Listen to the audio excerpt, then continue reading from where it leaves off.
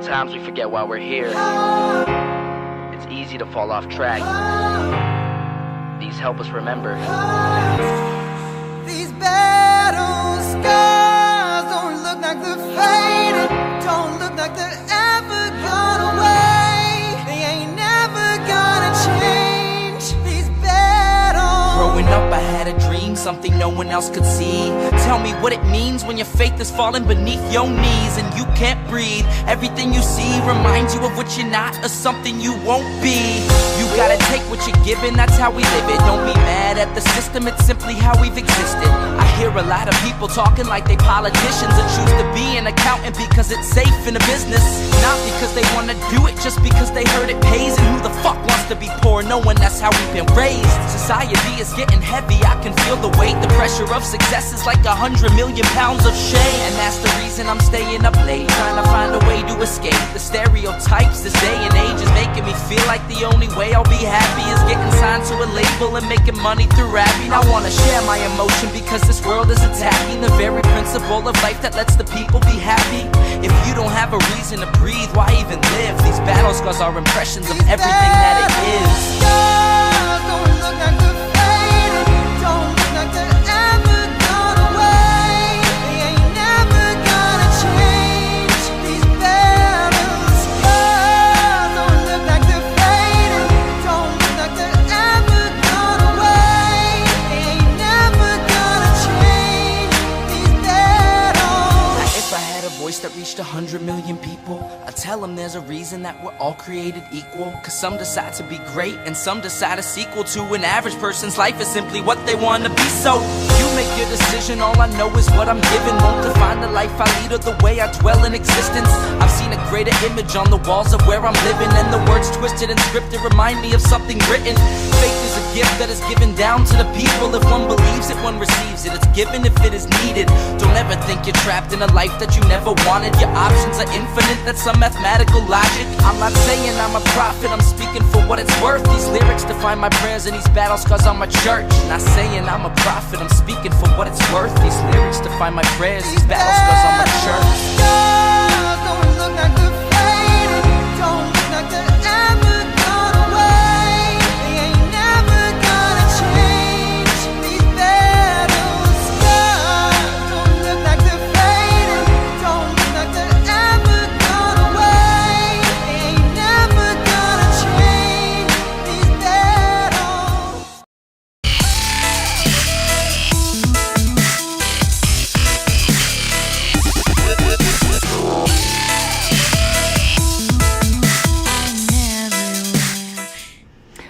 Well, hello everyone. How are you doing? This is not going to be a terribly long show, but oh my goodness, what what a momentous day.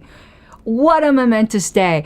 I am just trying to process it all, as I'm sure a lot of us are. So let me just do the quick YouTuber things, and all my screens are all over the place right now. Give me 1 second because I've got to find my overlays. I had such a heck of a time getting my camera to work. I didn't think I was actually going to be able to do a show. So let me move my little overlays thing here. It's my little streaming program. So if you are a new watcher here, especially my new Argentinian friends, I know I might be speaking kind of rapidly in English. I'm so impressed that most of you speak such fluent English when us provincial Americans can barely say 5 words in Spanish. I do hope to correct that. I've been interested in learning Spanish for a long time, so I hope my new Argentinian listeners and followers on Twitter will help me out with that. But please subscribe to this channel if you have not already. It really, really does help out. And I know some of you are watching on Twitter, and I do appreciate that because YouTube is authoritarian hellscape.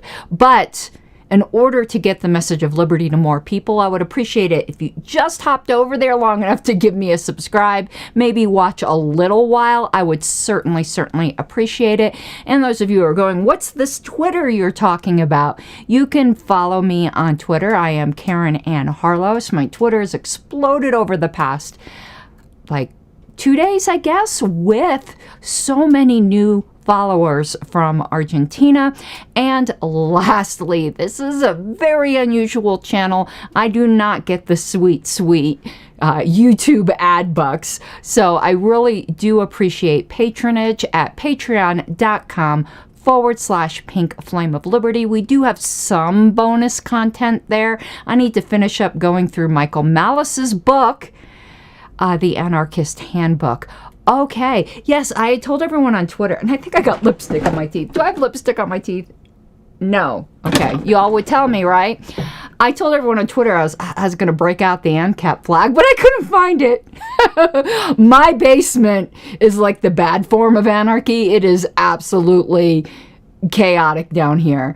I have so much LP crap. I was like because I'm not a big flag person, to be honest with you, not even ANCAP flag, so I don't even know where it's at. I have a little holder and everything because I love going down to the state capitol with my ANCAP flag. I don't know where it's at. So I dug out the shirt instead. I've had this shirt like so long, and I don't actually wear it that much. It's like in the back of the drawer. So I broke out the ANCAP shirt instead. So those of you who do not know, today was a momentous day in history. In Argentina, Javier Milei, I do believe I'm pronouncing that correctly, won the presidency. And Javier is an open, professed anarcho-capitalist. And as far as I know, for at least a major country, this is a first. This was a first. The biggest voices in the anarcho-capitalist movement have come out of America. You would have thought there would have been some victories here. But it is funny, like those of you who are fans of the original Jurassic Park, when Jeffrey Goldblum's character was like, nature will find a way, it's like this, just you can't control it. You can't centrally plan it. And I find that is what's happened here. Who would have thought? Who had on their bingo card that, like last year, that within a year, there would be an openly radical, professed anarcho-capitalist president in Argentina?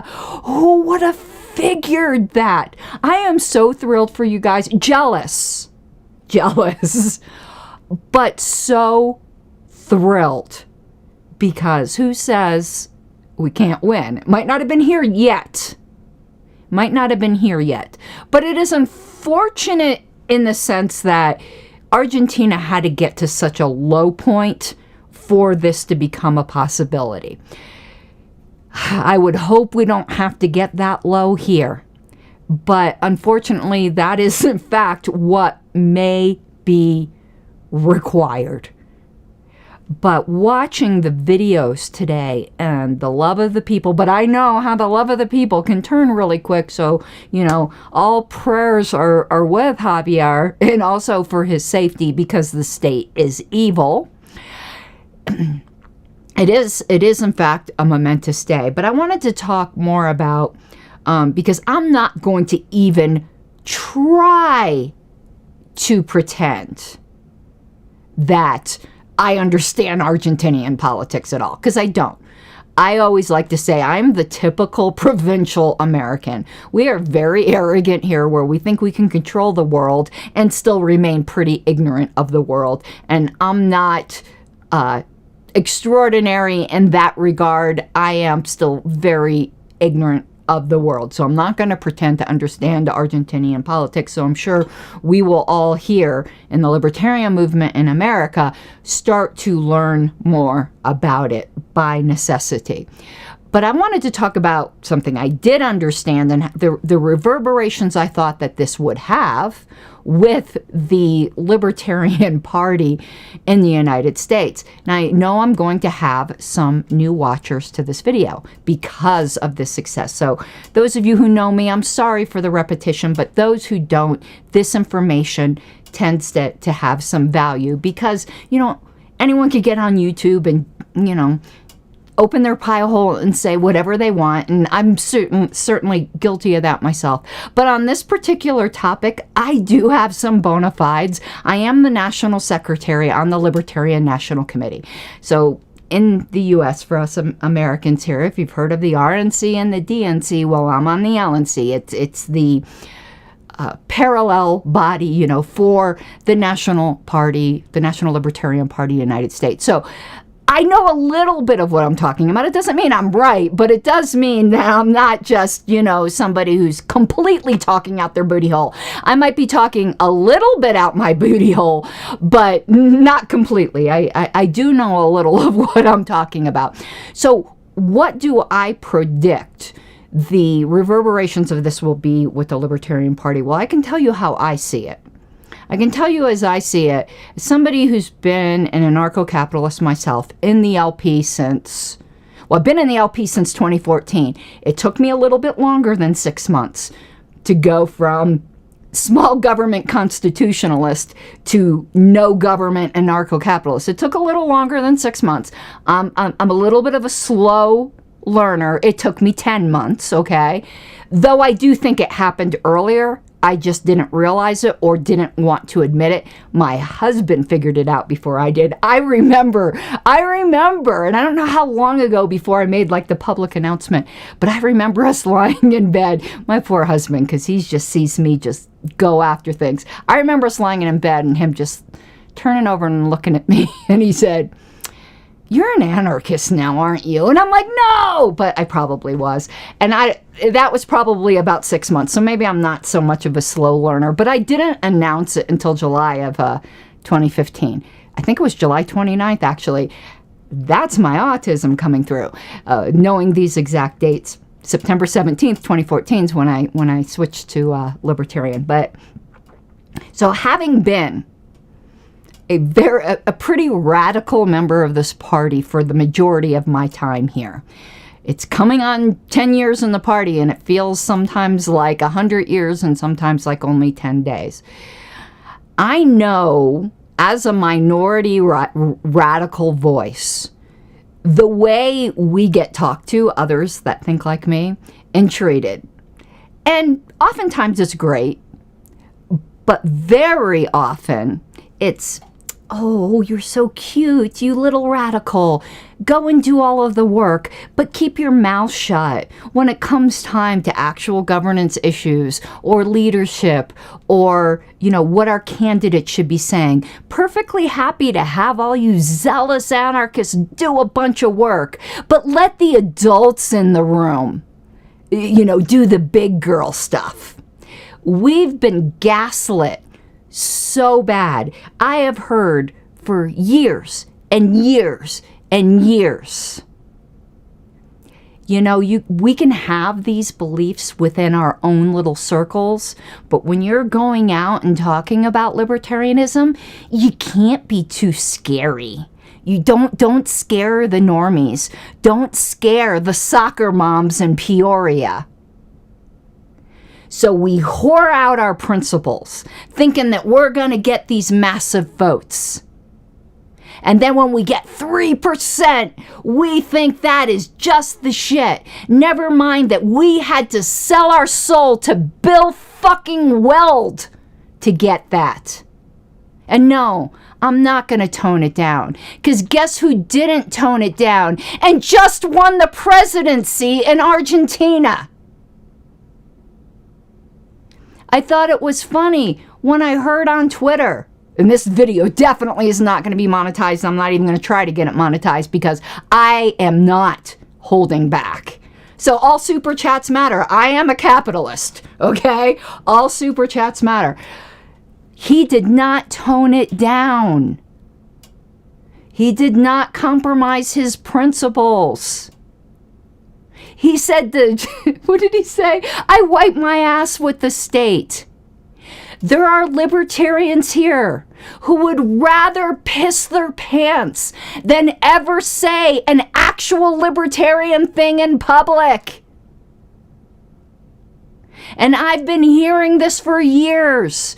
And now it's not us that had this momentous victory. This is to our shame. I am so proud of Argentina and I'm happy for you, but we here in America, allegedly the freest country on earth, where we should be the boldest, where the modern libertarian movement was born, and we didn't have it here? Shame on us. Hopefully this will spur us on. So the effect I hope it will have on the Libertarian Party USA is that we realize that it's better to just get a handful of votes and stick to your principles than think you got some kind of victory with 3%, but you had to betray some of your principles. You had to hold back. I always said when victory comes, it's going to be sudden, swift, and overwhelming.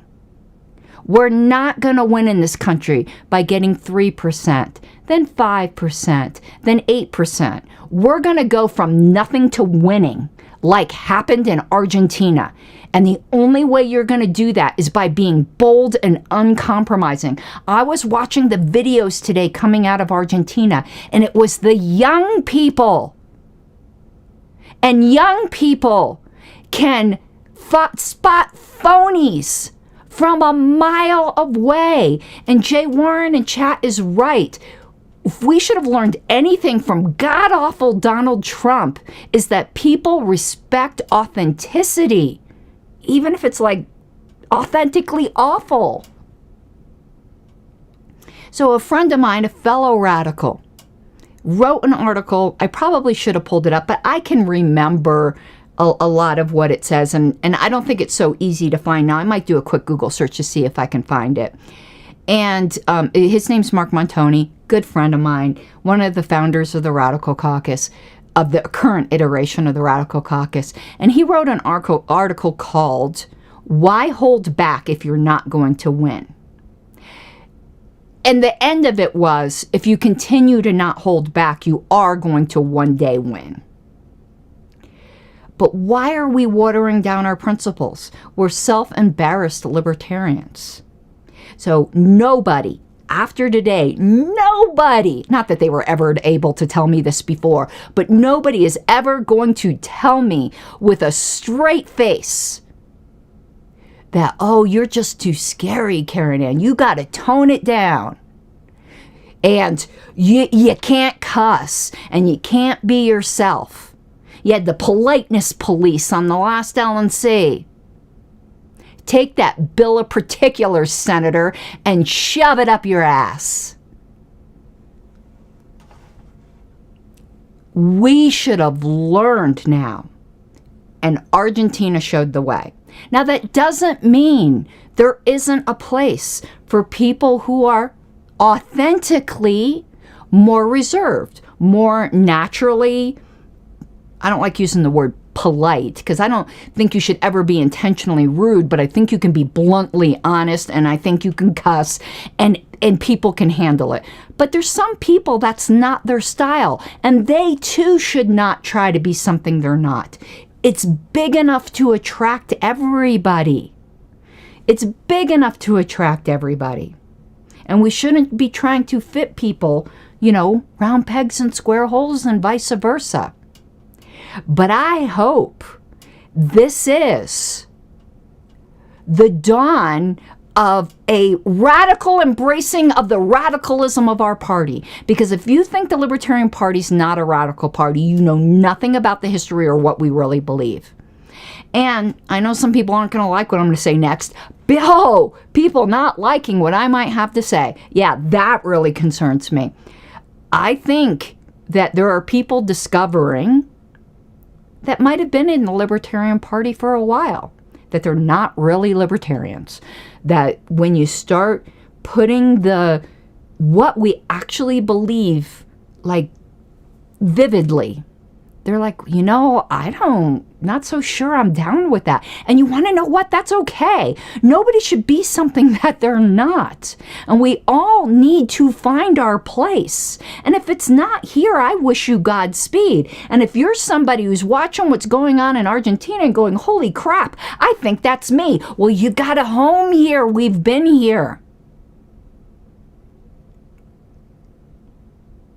And I know there's all kinds of upsets in the LP USA. I'm not even getting into some of the really dumb crap that's going on right now. And you might think what went on in Argentina has nothing to do with what's going on here. Actually, it does. Disagree, I don't care. It's a vindication of what happened in Reno. We are not going to win here by putting furries front and center in memes. We are not going to win here by pandering to gender ideologues. We are going to win here, just like they won in Argentina, by speaking just bare, frank liberty and letting people sort those other things for themselves.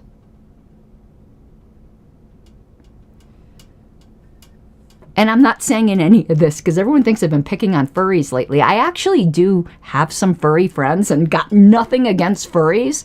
I just don't think those kinds of issues are what's going to get us the momentum and attention to win. It's just not. Do I think furries should have every right under the sun? Obviously I do. Obviously I do. So, me personally, I feel vindicated. And I'm not talking about vindicated from last year. I already got that. I'm talking about vindicated for multiple years in this party, where I kept saying, what the heck? Why are we so cowardly? Why is the LNC where radicals go to die? And there, but for the grace of God, go I. I don't know how I escaped that fate. Because I've seen so many radicals get into positions of state party leadership or national party leadership and don't know what happens to them. Don't know what happens to them. The pool drain just... Don't know. Do not know. But I think we have just had... And Justin Carmen's fine. No, I actually mean like human furries. I do have some furry friends. I've also got some bronies that are friends. And not that bronies are all furries. There is some overlap, though. Just saying, there is some overlap.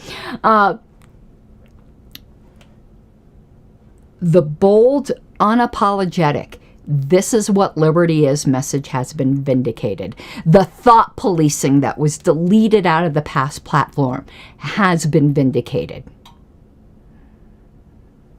So this is an exciting day. Super jealous that it didn't happen here, but I hope it can spur us on to, with our American competitiveness, onto even greater victories. Now, I've seen some of the talk by, I don't like the current crop of candidates or whatever it might be. I don't even begin to talk about our candidates until after January. And they're like, yeah, they're not going to get the same as Johnson Weld. And if that's your mark, if that's your high water mark, you lost the plot, people. Those percentages are good for one thing, because they didn't get us to win. It's to get us potentially new members and to win ballot access in states where the presidential vote totals matter. Otherwise, you're just 10th loser. If you think a 3% is something to be bragging about, no. Winning is something to brag about. And then we have to look at other goals. And putting out a tepid message does not get us the type of activists and future candidates that are going to get us to win. It's just not. So y'all do you, but I'm never going to take seriously again oh, no. You be loud and proud and unmitigated radical if that's who you are. And no, the quote-unquote adults in the room are not the moderates who had seized control of the party in 2006 and immediately driven us into irrelevance. When did this party have the greatest relevance? It wasn't the 3% of Johnson Weld. It was when we first formed and got an electoral college vote. We were way more relevant in the 70s than we have ever been. Because we continually had this battle between being moderate and radical. And if you read the statement of principles, it's a radical document. There's just no denying that. But anyway, thrilled, absolutely thrilled for Argentina. And I do think this bodes very well for the future of the Libertarian Party United States, because that huge victory there is going to set the tone for the way the rest of the world is viewing libertarianism. I've always said, within this small pond here in this country, where you have some people who try to publicly present this libertarian as, God, it's that graphic. That graphic that I'm going to describe, I think some of you already know what graphic I'm going to say, epitomizes the absolute milquetoast awfulness of some LP messaging of the past 10 years. It's that stupid-ass graphic, that's the square one, where it says, I think, it might say Democrat and Republican, but it might say left-right, I don't remember, and it says, oh, Democrats believe this, and Republicans believe this, and it's in two columns, and then there's like this circle in the middle where we allegedly believe a little bit of both and puts us in the center, and it calls us the sensible center. We are not centrist, baby doll. I am sorry, not sorry. We are not centrist. We are not. We're something completely off of that spectrum. But that epitomizes to me the complete gelding of the Libertarian Party that has happened since the Portland Massacre. And I'm not even saying, I think the Portland Massacre, I'm not even saying that platform that got deleted in 2006 was even like great. It was very bloated. What they did in 2004 to the format just doomed it. So it's not even like I'm reifying that platform, but it was the mindset of 2006 that put us into a downward spiral. And I don't care if we got 3%, which was the highest vote total.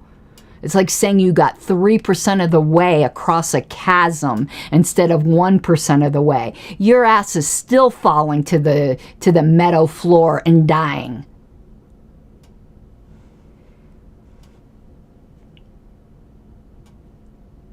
And hopefully we are digging our way back from that. Hopefully we are. So that's going to be it for this evening, but I want to tell you something I'm doing in case you want to check it out. It will be uploaded to YouTube tonight, but I'm not doing it live. And I'm giving a few more moments for comments in case there's something I missed. And I also want to make clear, not that it'll matter, I'm done appeasing the haters. I don't really care what the haters think, but I do like to say this for people who might be somewhat confused. No, none of what I am saying is said to be like, you don't belong in the party and you whatever. No, I'm just saying that we're a radical party and you need to deal with it. I'm not a purger. I don't believe in that, but I do believe in people honestly assessing if this is what they really believe, which, to be honest with you, I honestly assess myself with this all the time. I've had, if you want to like do the religious analogy, I've had multiple libertarian crises of faith where I've had to step back and go, wait, and work it through in my mind and go, do I really, I mean, you know that meme of the lady with the math problem going, I've been there and came out on the other side. Oh, I see comments, Dave Davis. I'm just making sure there's something I haven't addressed. I've been keeping an eye on it. And come out on the other side even more convinced. But I've stepped back multiple times in these 10 years and gone, wait, am I just going off the cliff here? And I think we all need to do that, and that's really all I'm encouraging. But I do think that my firm commitment that we need to be a loud and proud radical party has been absolutely vindicated. You don't have to agree. And if you disagree, you belong in the party just as much as I do. We're just talking here. And just, again, I'm just way autistically overstimulated by what happened in Argentina. Oh my goodness. Like, I was literally crying earlier because I saw pictures of Argentinians who were so thrilled. They were crying, and I'm a sympathetic crier. I'm like, oh, boo-hoo. Like, I was like so into it. All right, so what I'm doing after this, I will be recording after this. If you haven't heard, and if you watch Dave Smith, you would have heard of this if you're not like, I know most of my watchers aren't like TikTokers. I get on TikTok because that's where the young people are. And that's where a bunch of statists are. And if you don't think statists can be converted, let me tell you, probably about a month, maybe less than a month before I became a libertarian, and I became a libertarian in the course of 15 minutes.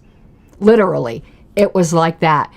But about a month before that, I was standing in line at Cripple Creek, which is a casino that Wayne and I go to every once in a while in Colorado, preaching.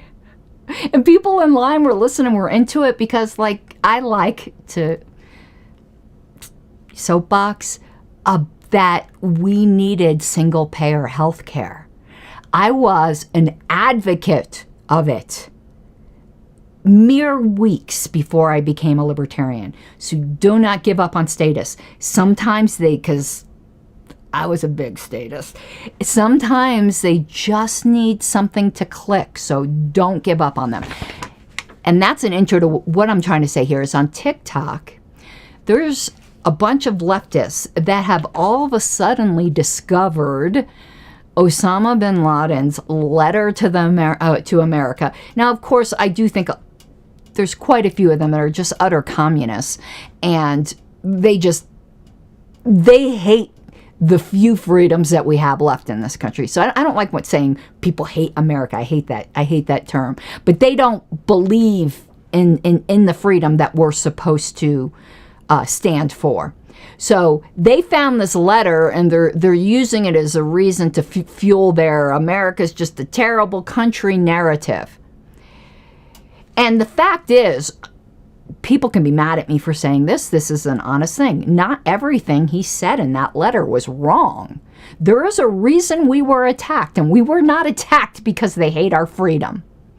And a bunch of these young leftists, letter to America is trending on TikTok. So I'm going to do a video. I'm going to post it to YouTube, but it's primarily for TikTok, where I'm going to read Harry Brown's When Will We Learn? And there's a good history to this, and Harry Brown's letter kind of epitomizes what I'm talking about today. Now, I wish he had gotten more fiery, but I want you to remember, if you're old enough, to remember the 9/11 attacks. I remember it vividly. I absolutely vividly, when the first plane hit, we had this really like hysterical girl at our office, and she ran in my office saying it was a terrorist attack. And I was very skeptical when the first plane hit. I'm like, no, that sounds like it was probably an accident. Like, don't lose your shit. Walked into the break room and saw the second plane hit live. So I remember September 11th very well. I was an adult working in a law firm, full in my career. I wasn't really young. I wasn't a teenager. On September 12th,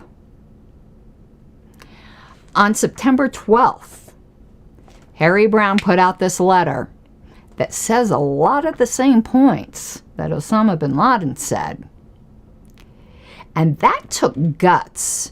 you want to know what kind of crap he got for putting this out the very next day? People were like, too soon, and Mom, these colors don't run, and all that crap. This took guts. This took solid libertarian principles. And I want to address a comment that was in chat that I meant to address before. There's a lot of, actually, crap, there's all kinds of things that I forgot to address with Javier Milei. So there are people who are concerned that he might fall on his face in office. That's true, he might. And it's funny that we're so concerned about that and act like, oh, that'll show the failure of libertarianism when the left and the right, and, you know, speaking in American terms, you know, Republicans and Democrats fall on their face all the time. So I do wish him well. And will his presidency show the world the shining city on a hill and convert them all to libertarianism? No, it's not. It's a tiny step. You want to know why? Because he is going to be slandered and maligned, and everything's going to be twisted in the worst possible way. This man deserves our support, not our libertarian nitpicking. And don't believe everything you read, because the whole apparatus of the evil state is going to come against him. Libertarians here already in our party are coming against him because he's not perfect. Well, most of the people who are saying this have some pretty big libertarian heresies themselves. So, like, okay, Jan, but even from people who are really, really like solid libertarians are like, you know what? His foreign policy isn't very good. And you want to know what? That's true. I don't like his foreign policy. But for this big, very first big victory, I'm not demanding libertarian perfection. Okay, his foreign policy isn't great. But you want to know what Argentina isn't doing? They're not being the world policemen like we are. It's not as important to me that Argentina has a great foreign policy than it is to me that an American candidate has a great foreign policy. I'm not worried about Argentina doing the crap that we do. They're just trying to live right now so he can have his not so great foreign policy. It would be like if he liked pineapple on pizza. Yeah, that's an abomination, but I don't care at this point. For where he can make a difference, his policies are really good. And I'll be the first to say I don't like his foreign policy, but I am not throwing this man under the bus. And shame on you, U.S. libertarians who are, when you're touting Bill Weld, who wasn't even a libertarian. And he was a liar, and he betrayed the delegates. But you're going to pick on this guy who actually won a presidency and didn't whore himself out for nothing. So, will the world at the end of his term be like, we see the light? No, they won't be. Not yet. But it is a good step, and it gives the rest of us hope. And hope is priceless. So I'm glad. Thank you for those few comments and chats that reminded me to deal with the fact that, no, I expect the world to absolutely slaughter his reputation and any accomplishments that he has.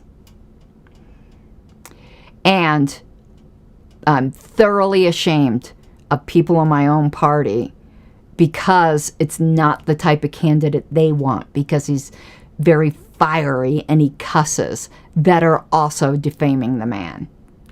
I will not do that. Okay, I'm going to go record When Will We Learn, and it will be up on YouTube and on TikTok. And I hope you have an awesome evening. And my closing is even more relevant now. Javier Milei was not even a thought in my mind. I've been doing this closing since I've been doing podcasting for Liberty and my YouTube. So we're going on 6-7 years now. But you have a good evening. Mi guapas de libertad.